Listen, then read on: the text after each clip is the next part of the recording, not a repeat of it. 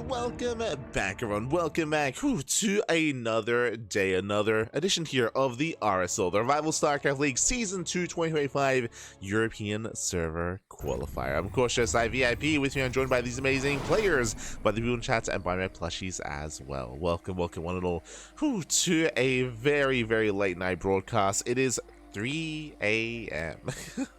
It's I just woke up like half an hour ago. So 3 a.m. casting, baby. Let's go. So jumping into our best of 3 and spawning in the bottom right hand corner of Maganatha, we have the Red Terran player, the Red Terran himself, representing the line of heroes. It is Nicoract. And spawning in the top left hand corner, we have the Blue Zerg player, the Blue Zerg player himself. It is YoungYakov. And if you're in the chat, you know what time it is. It is a Gamba time. Predictions are now open. Place your bets on who you think will claim this series. Best of luck in the chats as we jump into our TVZ. For some greater context, of course, welcome to the second season of the Revival StarCraft League. The RSL is an initiative that was organized by Tasteless, by State, by Gemini, by Ziggy, by all those over in Korea to run a league, to run a tournament outside of the jurisdiction of GSL, of EPT, of ESL, of EWC, and it is fully crowd funded as well. And here we go with the second season. First season was quite successful, I would say. They did actually rent their own studio, they did their own production, of course, and now they're getting ready for the second season of the year. Exclamation mark B in the chat. We already had the Korean qualifier over the weekend. We already casted it. Unfortunately, if you remember, we missed out on the Americas qualifier. At the time, I just was unavailable due to some personal things happening IRL, so I was not able to cast the Americas qualifier. Feels bad, man, but we did cover the Korean qualifier. In the Korean qualifier, we had Maru. Maru did make it through that qualifier to make it into the main event. Likewise, so did... Let's go say Creator. I just have to like double check. It was Maru and Creator. Maru and Creator. They made it through the initial Korean qualifier. From the Americas qualifier, we had Astrea and SOS. Bearing in mind these are server qualifiers, so players from any region can compete, but it is server based. So again, if you look at the bracket yourselves, you can see some Koreans are in the mix alongside mainly European players as well. So we'll be going over the bracket shortly. When it comes to the overall format here, top two players will qualify for the main event. We already have our invited players confirmed, and now we just have purely qualified players making it through as well. Here we go. For the time being, we do have initial Reaper opener. Again, 2-Rax Reaper here out of Nicoract. Does move out, does apply pressure here. We do see a third base being taken by YoungYakov. And ideally, you don't want to invest into 5 Reapers, but the add-ons have already begun. And we're only going to have 4 Reapers on the side of Nicoract. Is that going to be enough to force a cancel, though? If we can cancel the third base, then this can be worth it. If the base is saved, then less so for Nicoract. So here we go. We have 4 Reapers in total. He is going to be DPSing down that hatchery. Link speed is still not quite done, and I believe he should force a cancel in the end here. Here we go.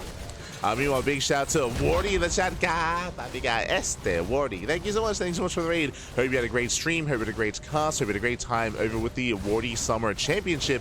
And welcome one and all to the RSL Season 2 Revival StarCraft League European Qualifier. Bam, we do force a cancel. Nicely done here by Nicoract. Again, investing into 4 Reapers in total. Behind this, already transitioning into Stim into his 2-1-1 setup. Ooh, as Link Speed does kick in, but there's not that many Zerglings here to work with, so Nicoract, he should be able to make it back home, should be able to escape. Let's go. Yes, thank you so much. Hope you had a great cast. Hope you guys had a great time as the StarCraft continues, baby. Yeah, true. The StarCraft never ends. We do have, of course, we're currently live with the RSL European Qualifier, and right after that, we have the Picasso Cup. The Picasso Cup is in less than 7 hours. In less than 7 hours time, we have the Picasso Cup as well. So again, as always, a very intense day of StarCraft. We'll do our best. I'm a little bit uncertain as to whether or not I'm going to cast the Picasso Cup, just because, for those that are curious, it's 3 a.m. here. It's 3 a.m. here in Australia. It's very late. I just woke up in time for this, but I don't know how awake I'm going to be for the Picasso Cup. Typically, we cast it here on the CranKy Ducklings, but today is an exception just because we woke up so early for the European qualifier. So I'm tentative on the Picasso Cup. Of course, there are other casters for that. You know, Pig does typically cover that event alongside sometimes your Steadfast, your Dave Testa, your Chicken Mans as well. So definitely there's going to be other coverage for that event. For the time being, though, we do have our Baliness here from YoungYakov getting into his own link main setup. When it comes to the damage done by the 2-Rex Reaper, did force a cancel on the third base, but no other major damage was dealt, so YoungYakov is double expanding, he is recovering, he is droning. Meanwhile, from the side of Nicoract, his next big power spike, his next big move out is going to be the 2-on-1. Remember, we have a stim finishing up, combat shields is going to be on the way, we have 17 Marines in total, and here comes the push. Comes a move out. With this, we can deny creep. If YoungYakov is cutting corners, if he's being too greedy, then this army can actually break through the main force, get on top of the queens, and maybe get some economic damage as well. Let's go. Oh. Zero does go down, does supply block YoungYakov. So far, so good. Sure, we have some Bailings, but again, no Bailing speed. These Marines do stim in. Last chance to use, saving the queen. So far, so good. Dancing with the army, no major losses, and Yakov, he's holding on. He's holding on. As time goes on, you can see here 16 more Zerglings on the way. Hatcher's getting quite low, but Nicoract, he can't quite push onto creep. Nice target firing though. Oh my god. Oh, it does pull away, but a full medevac goes down. That is not as worth it here. Nicoract, he does fly a little bit too close to the sun. It gets burned. Full medevac goes down. And that was not quite worth it. Not quite worth it here. We do see YoungYakov, he saves the base. His creep was receding, but now he can start spreading creep. He can embrace his upgrades. Bailing speed is on the way. 1-1 upgrades as well. YoungYakov looking comfortable. Looking quite comfortable here. And Nicoract, we're going to have to pull back, wait for 1-1, wait for that later timing. Upgrades are on the horizon here, and we'll see how hard Nicoract does commit on 3 bases. Just now we're saturating, we have yet to take our gases, and that's way too soon. Gases are being taken, showing here that Nicoract is most likely looking towards a longer game state, not an ARAX. With extra gases, we can afford a second factory. As Nicoract moves out, YoungYakov moving in. Mineral line is exposed, and workers are going to be going down. Yeah, 6 ZvT kills. Nicoract, he commits onto creep. There are Bailings ready, and Nicoract has to get the hell out of here. It does pull away. 12 SCVs going down. Yeah, brutal damage dealt here at the third. And Yakov again, he's looking comfortable getting another expansion. He has map control. The creep is spreading, and he's under no real danger. Nicoract, he just lost too much momentum here already in this game. Lings, they flood into the natural. They catch out one of the tanks as well. Oh, nice save. Okay. Nice save. Bailings, they get thrown away, but Lings, they do bust into the mineral line. The SCVs are going down, and that's what matters. That's what matters here. 8 more SCV kills. Bailings, they catch the mineral line as well. 16 SCVs. A tank falls. It takes down the tank. Nice target firing. Does focus on those weakened SCVs as well. 17 in total, and Nicoract, he's all in. This one, he is all in. Unfortunately, he's not really set up for this. He only has 5 Raxes. 2-2 has only just begun. 2-2 is a ways away. It's not going to factor into this. And YoungYakov, all we have to do is survive. Just build up that Ling Bane, survive the counterattack. And he will. He will be able to. Tank goes down. The Bio Army does try to split, but the numbers just aren't here. Not like this. Another Ling counterattack. One Stinging gets into the mineral line. Gets in. GG gets called, and YoungYakov takes game number 1. Whew. GG. GG, well played. You can see just how much momentum gets stripped away from the Terran player if their 2-on-1 does struggle as much as it did. If you remember, with that first double medevac drop, we lost a full medevac full of Marines. That was a big blow, a big loss there for Nicoract, and it meant that he had to back off, had to alleviate all that pressure. Otherwise, we spoke about how we could see him dance with the main army, threaten the queens, threaten the expansion, deny creep, be more active, but that was all stripped away once that medevac went down. We saw YoungYakov gain map control and just snowball from there. Unfortunately, Nicoract, he wasn't quite in position, wasn't quite spotting the Ling counterattacks and the move outs. We saw him lose so many SCVs throughout the course of that early to mid game, and GG. GG, well played. With that, YoungYakov does take lead in the series, and now we're getting ready for game number 2. Oh, hold on, I'll fix up the logo. There we go. Jumping into game 2. Game 2 is going to be on Tokamak. Ooh, jumping into another one of these larger maps. Interesting. I'm curious what the veto process was like here. For game 1 to be Magnatha, for game 2 to be on Tokamak. 2 very large maps in the map pool. I would say that typically Zerg players are more comfortable here on these maps. There's definitely, I mean, Magnatha is definitely a double-edged sword. There's definitely other aspects of that that can hurt a player coming into a longer game just because of how spread out the bases are, but we didn't really get there because of the map control that YoungYakov had. Here on Tokamak, it can be easier to defend on a lower base count, and we'll see how our players make use of that. Oh boy. We'll get into it. This morning in the bottom left-hand corner of Tokamak, we have the red Terran player. The red Terran representing the Platinum Heroes. It is Nicoract. And spawning in the top right-hand corner, we have as opponent, we have the blue Zerg player. The blue Zerg player himself leading the series 1-0. It is YoungYakov.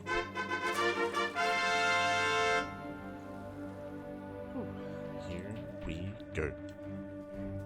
Again, when it comes to Tokamak, the rush to spike round is a little bit longer. The bases are more defendable as well on 3 and 4 bases, and we have seen many players succeed when it comes to being more defensive, when it comes to turtling up and getting into a longer game state. Mech, of course, has made its resurgence over the past couple of months. Battle Mech, even more traditional forms of Mech as well. I don't know if Nicoract is really one to embrace Mech too much. There are definitely players out there that are. Players like Byun, players like Maru, players like Cure. A lot of the Korean have in recent times been mixing Mech into their play, into their TVZ. Even some of the European players like Big K, like Hero Marine, and even Clem has dabbled his hand in Mech as well. Nicoract, he's typically been more of a bio player, much more biocentric, so I'm leaning away from that here. We'll see. At the end of the day, it is a little bit more stylistic for our players, for our Terran players. So now Hatchcast Pool, standard opener. This time I should point out that Nicoract does set up on the high ground, bearing in mind that last game we had a 2-Rex Reaper opener on the low ground instead, so we have a much more standard setup, standard game, into a much more tame early game. As Nicoract, he scouts, he sees the timing of the hatchery, just making sure there's no early pool, no early gas timing, and then he backs up. Does back up. Just catching up with the chat. Do you speak Spanish? Español, sí, papi, sí. Español. Mis padres son de Perú. Son de Perú. De Lima y de... Vamos a Chiclayo, de Tumbes, Sí.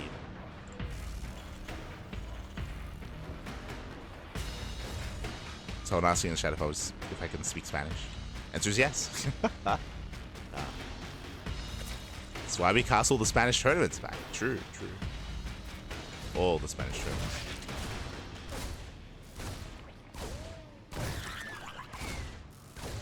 From here, the Reaper breaking in. Gets a Zergling here or there. Nothing too major here. 2 Zerglings going to be going down. A nice little start here for Nicoract.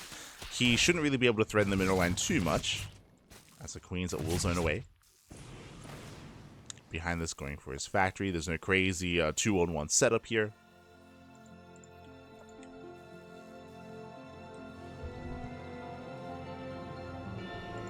Oh, hello, as we're going into a 1-1-1. This is a little more unorthodox, this is a lot more aggressive.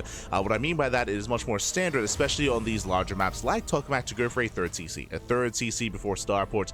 This is much more aggressive, much more impactful, and I do know that Nicoract is quite fond of, there's a quirky build where he does like to go BC. He goes like BC Hellbat and he commits across the map. That's going to be an option here. Otherwise, we could rush into a Hellbat push alongside Banshees as well. We'll see if he commits into a fusion core. We'll see where he takes us. But regardless, hyper aggression out of Nicoract. Tech Lab is on the way. Yep, there it is. We have the fusion core. Again, the reason why we call this out is just because this is a build that Nicoract is very fond of. We just brought it up. The fusion core, sorry, the BC Hellbat push. I say Hellbat, there is a variation where it just goes Mass Hellion, and the goal here is not economic damage. The goal here is to dive on the Queens. It's to dive on the Queens, to focus them down, and to end the game then and there. So this is hyper aggressive, hyper committed here from Nicoract, so far unscattered. But if we can call BCs, then so could YoungYakov. Assuming he's able to get an eye on the 1-1-1. He hasn't seen it yet. As we can see here, YoungYakov, he has not gone into the main base. He has very limited scouting information. Does go for the dive. Does go in, does not make it in, and he doesn't know. YoungYakov, he doesn't know, he's in the dark. He's in the dark here. Yeah, he has no vision. Behind this, going into Banelings, going to Ling Bane. The queen count here, he's got 5, soon to be 6 queens.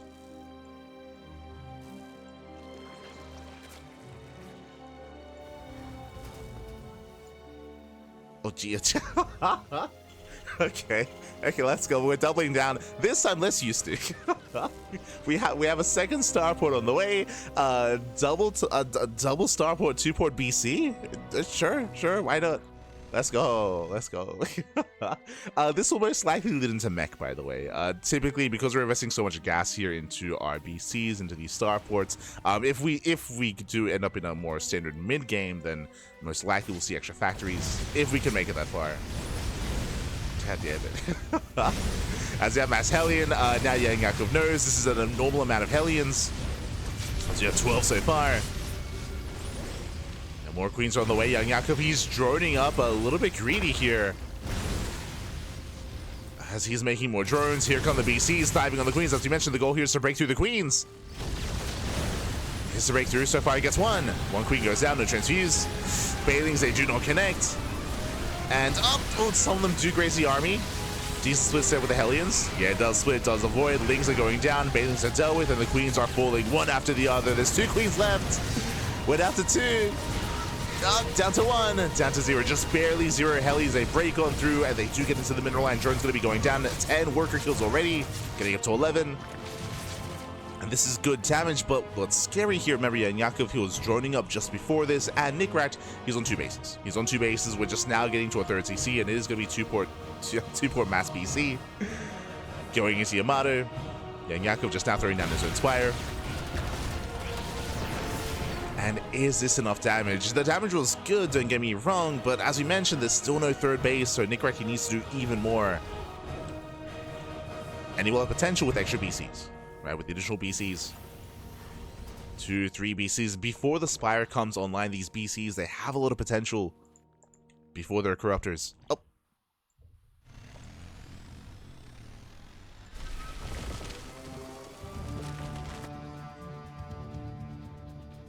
Also, I like how at the beginning I was like, Nicoract, he's a little bit more biocentric. Like, I don't know if he's really one to embrace mech too much. He's like, no. It's like, we're gonna mech it up, papi. In his own way, to be fair. Like, this is not the most standard way of getting into mech. Going 2-port BC. So I appreciate it, for sure. Scan into the main, it gets eyes on the Spire. He's going for the Spire! Yeah, it does go for the dive. There are 2 sports in position, but he will focus it down and he will snipe it. Yeah, he will snipe the Spire, no corruptors. And that's gonna be Nicoract's win condition. Does force a cancel. Queens are waddling in. Losing 1 queen already, and we have limited transfuse. Yeah, the BCs that will reign supreme, they will kill every single queen. 1 battlecruiser goes down. At the same time, Hellions, they roast up the mineral line, they get into the 3rd base, and Nicoract, he has done it. At this point, he has done it. He has broken through. Roaches, sure, they're popping out. They'll deal with the Hellions eventually, but what about the battlecruisers as they take down the spores? And they can go for the Spire again. They just go for it again for a 2nd time. Yeah, it's going to be 19 drone kills. Going for the Spore, more BCs just teleporting right in. And YoungYakov is all in. He's all in, he's just rushing across the map. This one is too little too late. It does focus out one of the Spires. It's the 2nd Spire in the main. And even if it finishes, YoungYakov doesn't have the money for this. And it won't finish, no shot. Yeah, no shot. BCs, they walk into the main base. At the same time, Roaches are moving out across the map. Bearing in mind, BCs they can always teleport back home.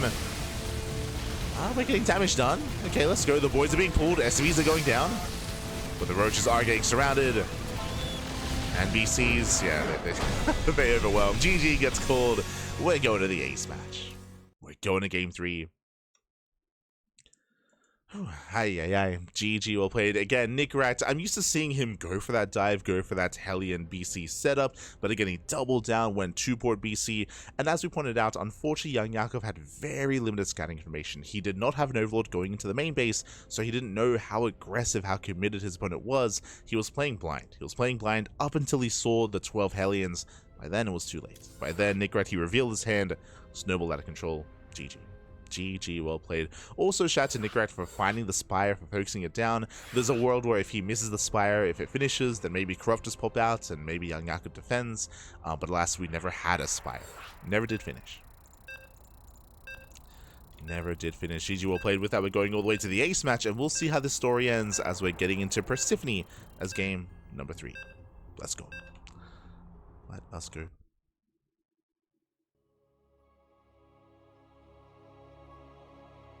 Oh, yo, shout out to Gemini in the chat. Waking up at 2 a.m. to cast this. I did. You're not wrong, man. You're not wrong. Oh, no. As I said before, I'm fine for now. We're good. We're good to go. We're good to cast, but I'm probably gonna have to go back to bed right after this. I don't feel too confident casting Pegasus Cup. We can cast Pegasus Cup via replays. It'll be fine. It'll be fine. Just because we knew there was going to be limited casting for the European qualifiers. But here we go, spawning in the bottom-hand corner of Persephone, we have the red Terran player. We have Return, representing the Planet of Heroes, tying up the series 1-1 and forcing the ace match. It is Nicoract. And spawning in the top left-hand corner of Persephone, we have the blue Zerg player being forced into the ace match. We'll see if we can bring it back. It is YoungYakov. I did not expect you to be waking up. Gemini, Pat, what do you mean? We cast everything, Pat. We cast everything. Sleep? Nah. Not here. Not on the CranKy Ducklings, Pat.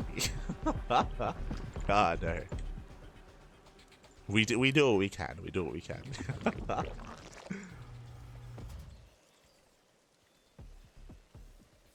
Does it make sense to make the Spire in the third so Queens can cover from BCs and Hellions?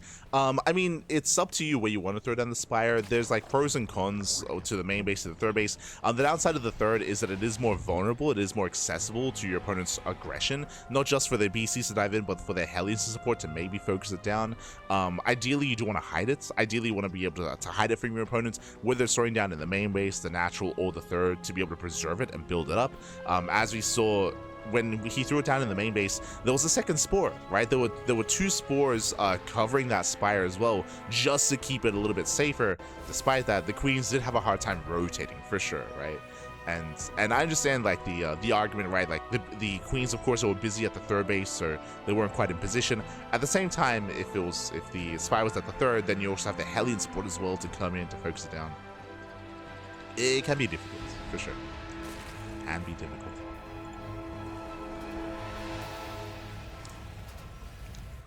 Regardless, here we go. We're getting into our next game.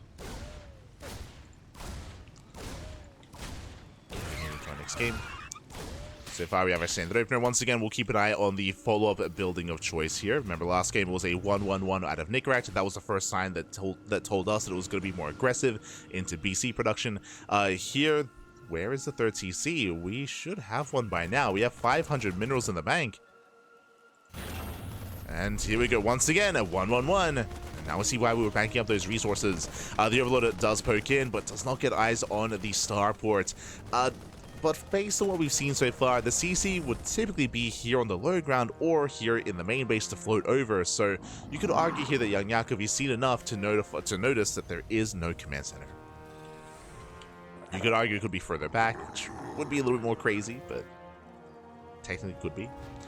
With this, we're leaning once again towards BC play. I say that actually we're setting up for an add-on swap. Okay, looks like Banshees instead. Typically, if you're going Battle Cruiser, you don't go for the add-on swap like this because you have to wait for the Fusion Core anyway. So it's not really lined up to kind of go into Battle Cruiser, so we do have the initial, I would imagine, Banshee play. But bearing in mind, this is still very aggressive, and we can still even throw down an Armory alongside this as well. Remember, no third base, no third TC. So Nicoract is going to commit. Yakov going for a safety Roach Warren. Okay. There's a sub 4-minute Roach Warren. After last game, I don't blame him. As Hellions, they go for the dive. They try to make it past Queens, and they will. Yeah, they barely do. First Zergling does go down. Gets into the mid line. Drone's getting roasted. Getting 4 drones already.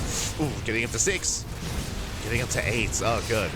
A 9 drone kills for 4 Hellions. A nice trade here for Nicoract. The downside is that he will lose map control, so there's a bit of a give and take here. Sure, he gets some damage done, but he can no longer deny creep. Creep can now freely spread here as there are no Hellions to deny.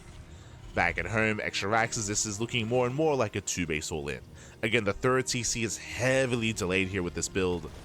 Lings, they come in for a scout. They scout the natural. They don't get into the main. Marine is on patrol.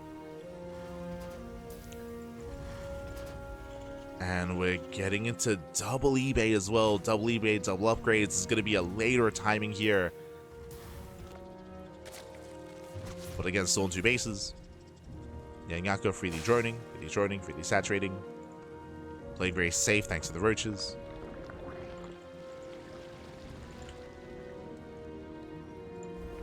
I was going to say at most we should be seeing 5 racks on 2 bases. And we're getting there. Yeah, there we go. We have a 5 rack setup.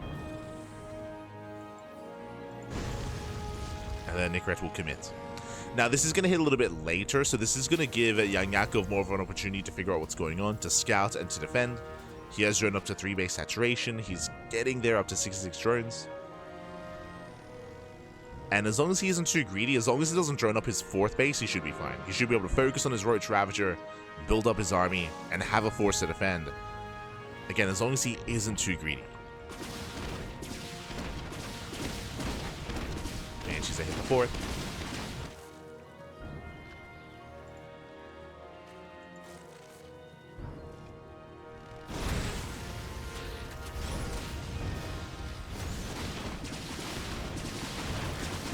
And that is going to be a cancellation on the 4th. Oh, that's a kill! I just assumed it was going to be cancelled, but that is a brutal loss there for YoungYakov.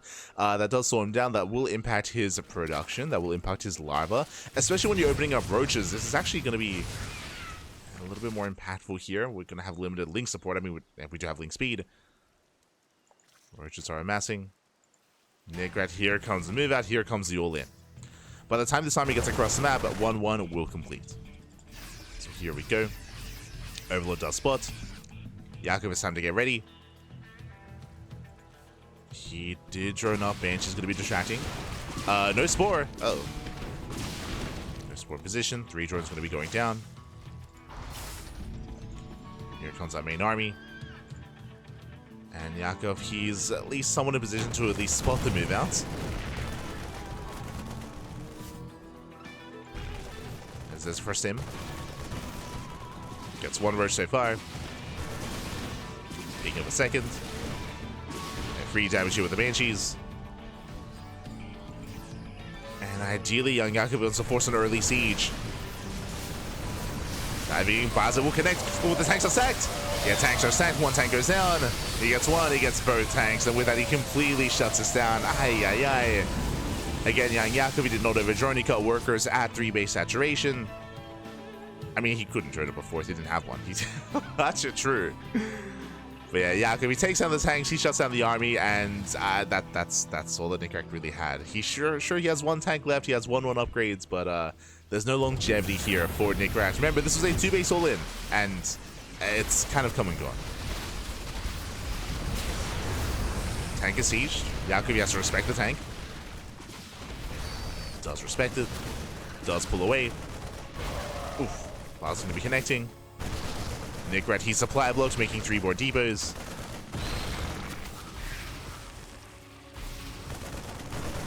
And Yakov, all he has to do is just make an army. Make an army, make more roaches. Don't drone up. We're good. We don't need drones right now.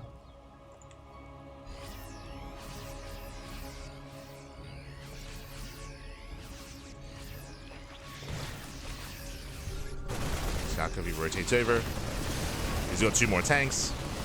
The Ravager count is not quite there, actually. Yeah, tanks going to be able to trade well, but there are just so many roaches here. Marines have a hard time pushing in. Now reinforcing with the 2nd tank. Once again, we're quite stacked up, which is concerning. Yakov taking it slow, gives up on the 4th base. Doesn't engage.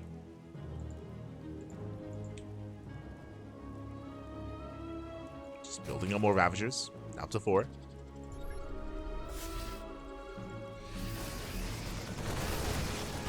And, oh, he doesn't quite get on top of the tank. It's 10 files out of medevac. Not bad.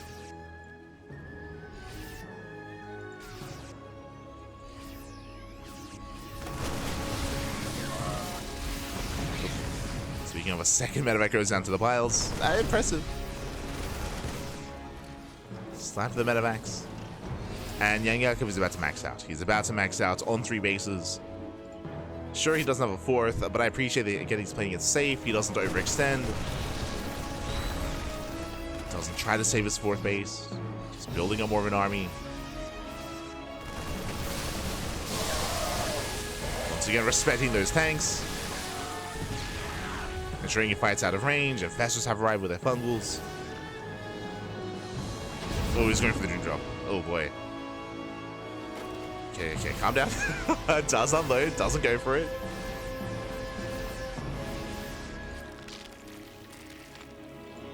Doesn't quite commit.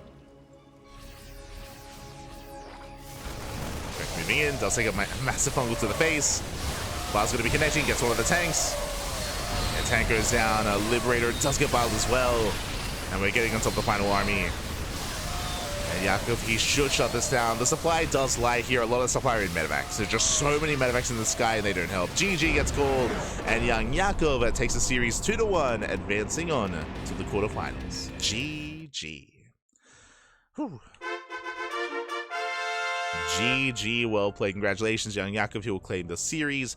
Nicoract, very dedicated, very committed play here, going for a 2-base all-in. Unfortunately, once the first push got shut down, that was kind of game then and there. Unfortunately, there's a lot of weight, there's a lot of power behind that move out. You didn't really get to see it, like it did kind of peter out quite quickly. Big reason for that are the tanks. Remember, the tanks, they were almost the first things to go down. One of them got Biled, the Biles grazed it and then got targeted down by the Roach Ravager. Basically, the tanks were too exposed. They were a little bit too exposed, moved a little bit too far forward. Without those first 2 tanks, that was the backbone of the army. That was the main DPS force that was meant to force back the Roach Ravager, and he wasn't quite able to make use of that, as they went down real fast and real quick. Without those tanks, he got shut down. He had to back off, had to reinforce. As the game went longer, YoungYakov was looking more and more comfortable. GG.